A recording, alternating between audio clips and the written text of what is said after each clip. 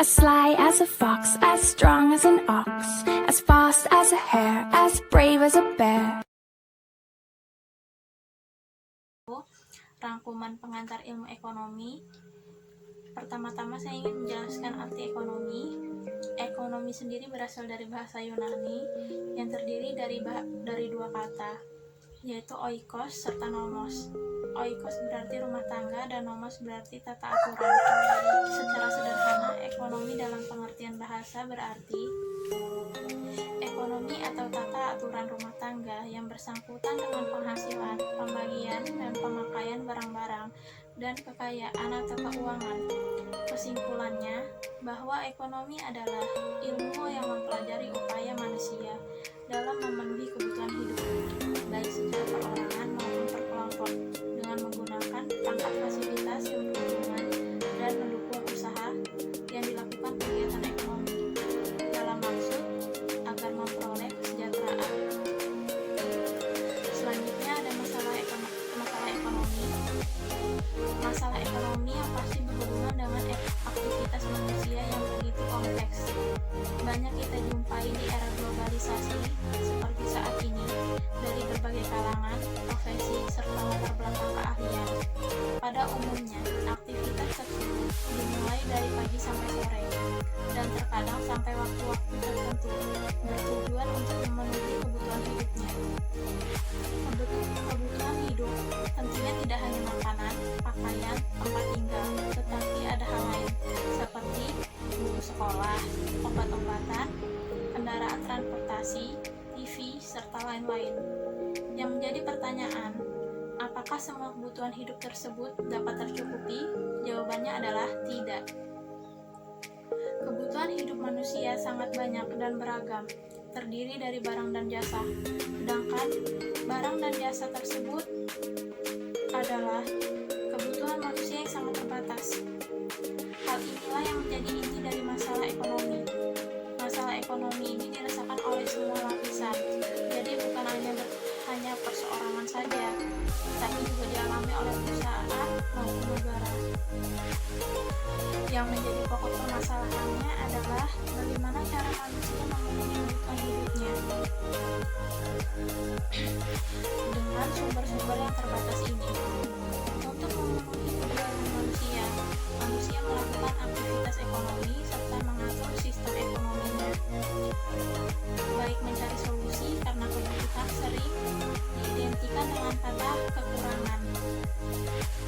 Hal inilah yang menimbulkan keinginan manusia untuk memenuhi kebutuhan hidupnya. Kebutuhan juga terbagi menjadi 3 macam, yaitu kebutuhan primer, kebutuhan sekunder, dan kebutuhan tersier. Yang pertama adalah kebutuhan primer. Kebutuhan primer adalah kebutuhan yang mutlak yang harus dipenuhi agar kita tetap bertahan hidup, seperti kebutuhan akan makanan, tempat tinggal, pakaian, dan sebagainya. Yang kedua adalah kebutuhan sekunder. Kebutuhan ini disebut juga kebutuhan kultural. Kebutuhan ini timbul bersamaan meningkatnya peradaban manusia, seperti ingin makan makanan yang enak, ingin pakaian yang lebih bagus, ingin perabotan yang lebih mahal, dan juga ingin menonton film-film yang lebih bagus. Yang ketiga ada kebutuhan tersier. Kebutuhan ini ditunjukkan untuk kesenangan manusia, secara kebutuhan akan perhiasan, mobil mewah, rumah mewah, dan sebagainya. Selanjutnya lagi ada perubahan permintaan dan penawaran. Yang pertama, permintaan.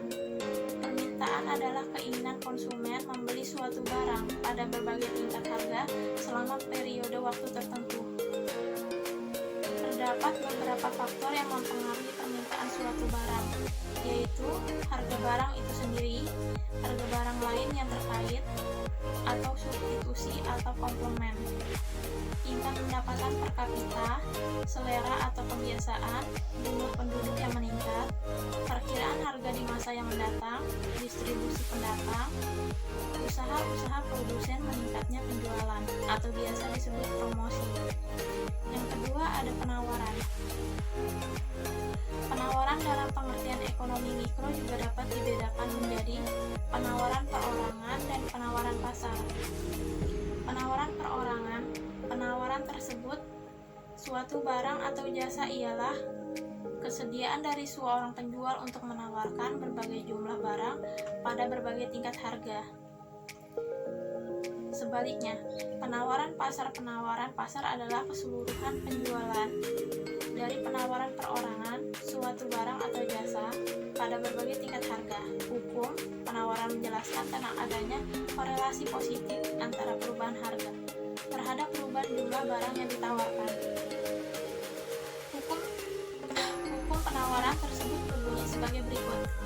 Makin rendah tingkat harga, maka makin sedikit jumlah barang yang ditawarkan. Maka sebaliknya, makin tinggi tingkat harga, maka makin tinggi jumlah barang yang ditawarkan. Hukum penawaran tersebut juga berlaku dengan asumsi bahwa beberapa faktor dianggap tidak mengalami perubahan. Selanjutnya adalah harga keseimbangan. Harga keseimbangan adalah harga di mana baik konsumen maupun produsen sama-sama tidak ingin menambah atau mengurangi jumlah yang akan dikonsumsi dan dijual. Permintaan sama dengan penawaran. Jika harga di bawah harga keseimbangan, terjadi kelebihan permintaan, sebab permintaan akan meningkat dan penawaran menjadi berkurang. Sebaliknya, jika harga melebihi harga keseimbangan, terjadi kelebihan penawaran. Next, ada teori perilaku konsumen. Proses transaksi antara penjual dan pembeli merupakan aktivitas rutin yang sering kita lihat di pusat-pusat kegiatan ekonomi, seperti pasar tradisional, minimarket, plaza, dan swalayan, dengan tingkat harga yang berbeda-beda. Pada umumnya, tidak semua dari konsumen memiliki kemampuan ekonomi untuk memenuhi kebutuhan akan barang dan jasa.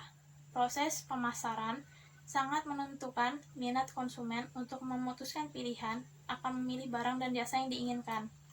Selain itu, ada beberapa hal yang mempengaruhi keputusan konsumen selain sifat personel individunya. Selanjutnya adalah teori produksi. Pengertian produksi. Produksi adalah suatu proses untuk mengubah barang input menjadi barang output. Bisa juga dikatakan produksi adalah proses yang meliputi semua kegiatan yang menambah nilai guna barang dan jasa. Fungsi produksi itu apa sih? Beberapa faktor produksi atau input yang digunakan akan menghasilkan output atau yang disebut dengan keluaran.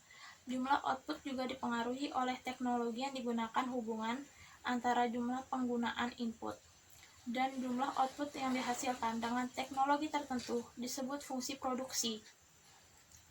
Fungsi produksi adalah suatu fungsi atau persamaan yang menunjukkan hubungan antara tingkat atau kombinasi penggunaan input dan tingkat output persatuan waktu. Selanjutnya adalah distribusi.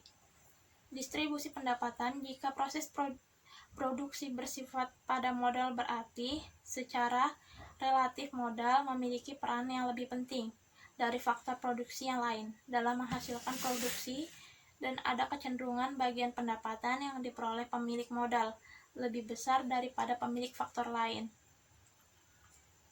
Selanjutnya adalah struktur pasar. Bentuk pasar pertumbuhan ekonomi suatu negara dapat berkembang apabila pasar memegang peranan penting sebagai alur transaksi di mana produsen yang menghasilkan barang serta jasa dan konsumen yang membutuhkan barang serta jasa sebagai bentuk hubungan timbal balik yang saling menguntungkan. Pasar merupakan tempat bertemunya antara penjual dan pembeli sehingga terjadi sebuah transaksi, dan transaksi tersebut muncullah permintaan yang dalam hal ini dibutuhkan oleh konsumen serta penawaran oleh produksi. Produsen hal ini terlihat nyata atau konkret. Proses ini dapat membuat perekonomian berkembang karena produsen dan konsumen masing-masing telah memenuhi kebutuhan akan barang dan jasa.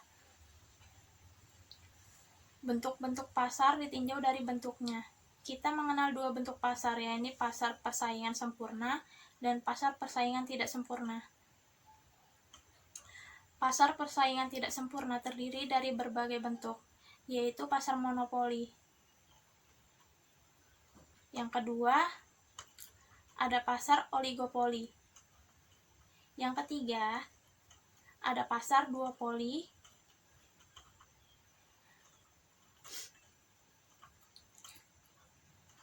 Next, ada pendapatan nasional. Pengertian pendapatan nasional. Pendapatan nasional adalah jumlah pendapatan yang diterima oleh faktor produksi yang digunakan untuk memproduksi barang dan jasa dalam satu tahun tertentu. Dalam sistem perhitungan pendapatan nasional, jumlah pendapatan ini dinamakan produk nasional neto pada harga faktor, atau secara ringkas, pendapatan nasional beberapa istilah.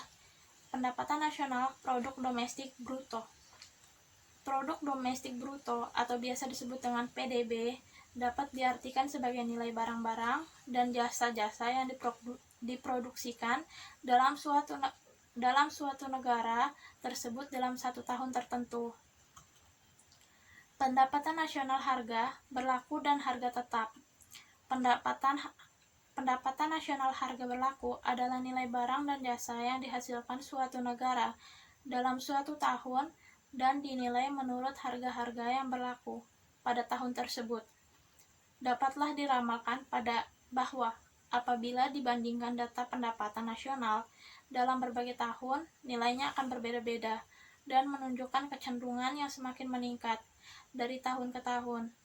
Pertambahan nilai tersebut disebabkan oleh dua faktor, yaitu pertambahan fiskal barang dan jasa yang dihasilkan dalam perekonomian, yang kedua, kenaikan harga-harga yang berlaku dari sistem periode pertama dan periode lainnya.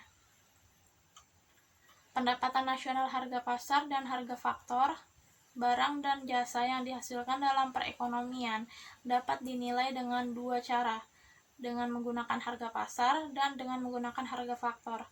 Sesuatu barang dikatakan dinilai menurut harga pasar apabila penghitungan nilai barang itu menggunakan harga yang dibayar oleh pembelinya. Selanjutnya, atau yang terakhir, ada investasi.